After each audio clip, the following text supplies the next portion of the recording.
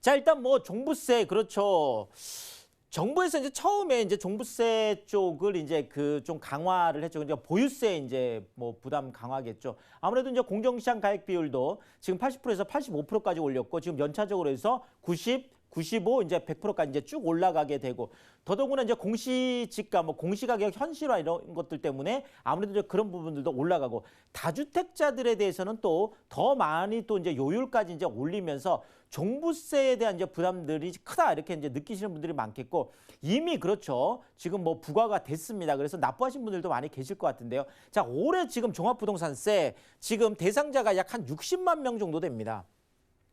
총 그 금액을 봤더니 약 한 3조 원 정도 이제 되는데 산술 평균으로 해본다 그러면 3조 원을 이제 60만 명으로 이제 나눠보면 1인당 뭐 종합부동산세는 인당 과세니까요. 약 한 500만 원 정도 부담이 되겠다. 그래서 500만 원 정도 뭐 아직 견딜만 하다라는 분들도 많이 계신 것 같고 그래도 뭐 좀 이제 많이 부담스럽다. 작년보다는 또 많이 올랐기 때문에 더더구나 실질적으로 이제 일가구 일주택자들보다는 이제 다주택자들이 좀 부담이 크겠죠. 뭐 많게는 2배에서 이제 3배까지 종부세 이제 뭐 폭탄이다라고 할 정도로 이렇게 이제 느끼시는 분들도 계실 것 같습니다.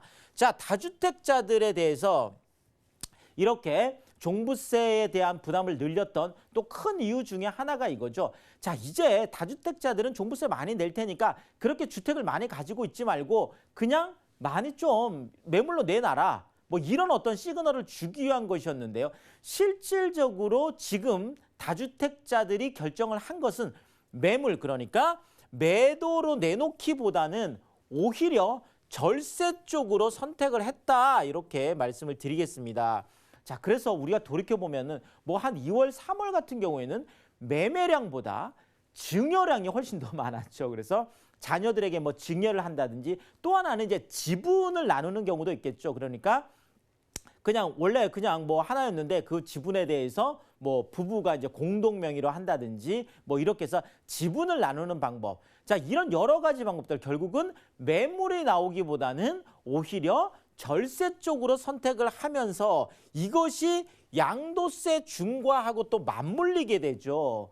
자, 결국은 팔고 싶어 하시는 분들도 선택지가 있겠지만 결국 뭐 양도세 중과 그러니까 최대 지금 뭐 3주택 같은 경우는 68.2%까지 거의 뭐 정말 70%에 가까운 양도세를 내야 되다 보니까 많은 분들이 그렇죠. 또 매물로 내놓기도 어렵다는 거죠. 자, 이런 측면에서 결국은 매물 품귀 쪽 그러니까 뭐 종부세 부과를 해도 절세 쪽으로 가면서 안 나오고 또 팔려고 하는 분들도 생각해 봐도 뭐 양도세 이만큼 내느니 그냥 차라리 버티자 이런 쪽으로 이제 결론이 거의 난 것 같습니다. 그래서 매물 품귀 때문에 어쨌든 서울 집값이 지금 23주 연속 지금 계속 상승세를 보이고 있는 것이 현실이다. 이렇게 말씀을 드리겠고요.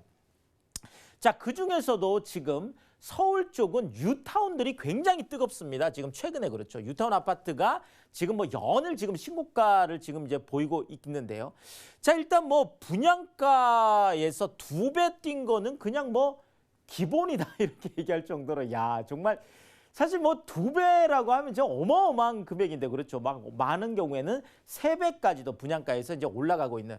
자, 결국 이제 뉴타운 같은 경우는 뭐 잘 아시겠지만 이제 박원시장 같은 경우에도 지금 뭐 들어오면서부터 시작해서 약 한 2012년에 한 7년 정도죠. 그 전부터 해서 뉴타운 출구 전략. 그러니까 더 이상 완전히 밀어버리고 거기에다 아파트를 짓는 거 더 이상 안 하겠다 이렇게 얘기를 했죠. 자, 여기에다 이제 문재인 정부 들어오면서 2017년 들어오면서 이제는 뭐 재개발, 재건축 이런 쪽보다는 도시재생 뉴딜 있는 상태에서 주변 환경을 정비하는 이런 방법으로 해서 도시를 뭐 살기 좋은 곳으로 만들고 싶다. 이런 쪽으로 포커스가 맞춰져서 5년간 50조를 투자해서 가겠다는 거다 보니까 오히려 뉴타운에 있는 새 아파트들이 정말 뭐 이제 정말 귀하신 몸이 된 거예요.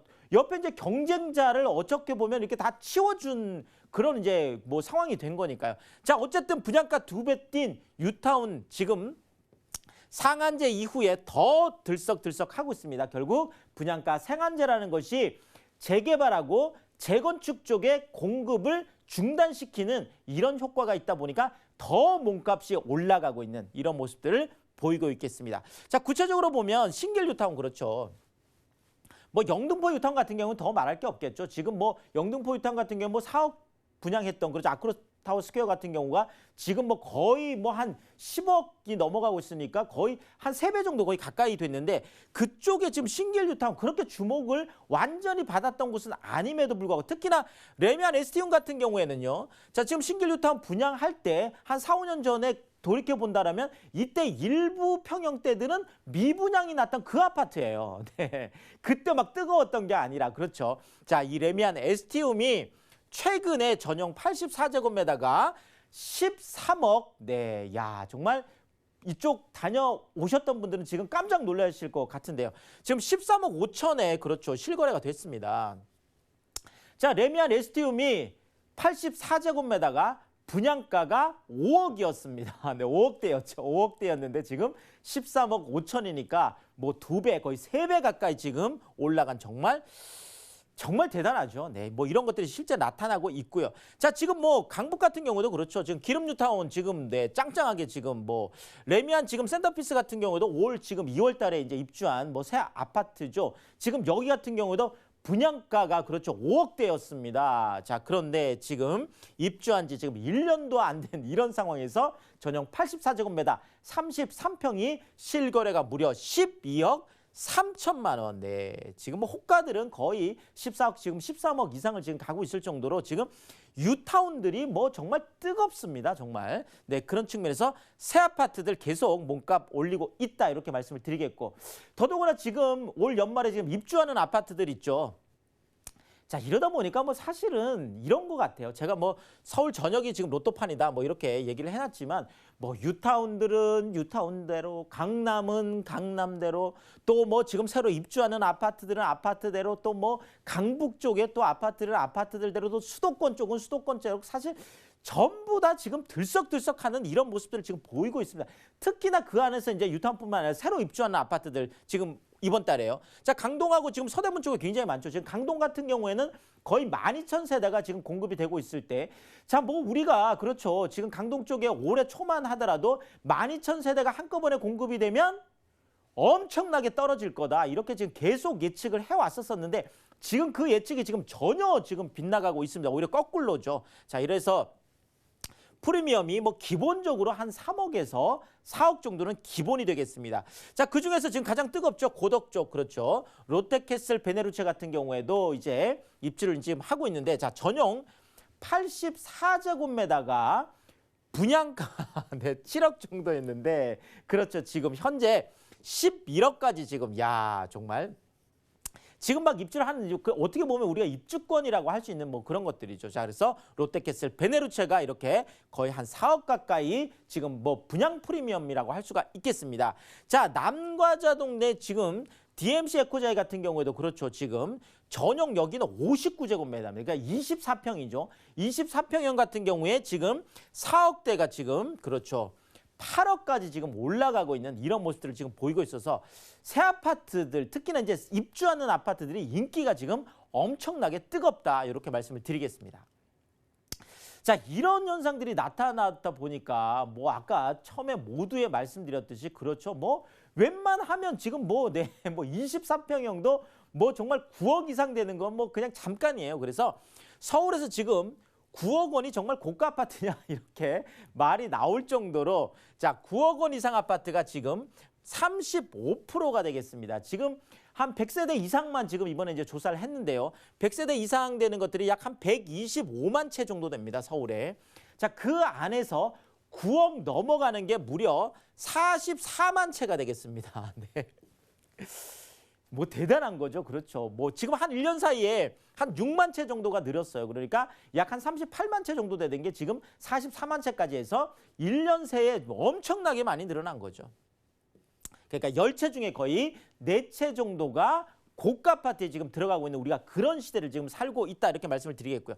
특히나 뭐 강남하고 서초 같은 경우에는 더 말할 게 없겠죠. 지금 강남하고 서초 같은 경우에는 무려 92%가 네, 9억이 되겠습니다. 그러니까 9억 이하는 없는 거예요. 뭐 그쪽에서는. 그렇죠. 자, 강동 같은 경우에도 무려 47%가 늘었습니다.